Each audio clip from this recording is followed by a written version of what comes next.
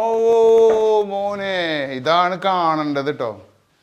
ഇതിന്റെ ഉള്ളില് വരുമ്പോ ഇത് പത്തായപ്പുര ആയിരുന്നു, അത് ആളുകൾ താമസിച്ചിരുന്ന വേറെ ഉണ്ടായിരുന്നു. ഇതൊരാൾ താമസിച്ചിരുന്ന മുറിയാണോ?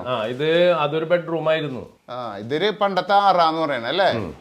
ഈ മണവാളന്മാർക്ക് ഇവിടെ എറണാകുളത്ത് കൊണ്ടുപോയി ഊഞ്ഞാലക്കാട്ടിലുണ്ടായിരുന്നു. കറക്റ്റ് അറ തന്നെ. ഇതിന്റെ ഉള്ളിൽ നിന്ന് ഒരു സൗണ്ട് പോലും പുറത്തേക്ക് വരില്ല അടച്ചു കഴിഞ്ഞാല്. പക്ഷെ നമ്മുടെ നാട്ടില് കൊടുങ്ങല്ലൂരൊക്കെ ഈ അറയുടെ കൺസെപ്റ്റ് ഉണ്ടായിരുന്നു. അത് മറ്റേ ബാൽക്കണി, പണ്ടത്തെ ബാൽക്കണി, ചെറുതായിട്ടുള്ളൊരു ഇത്. ഇതിൽ മൊത്തം ജങ്ക് സാധനങ്ങളാണ് ഇപ്പൊ കിടക്കുന്നത്. എവിടെ? പണ്ടത്തെ പെട്രോമാക്സ്.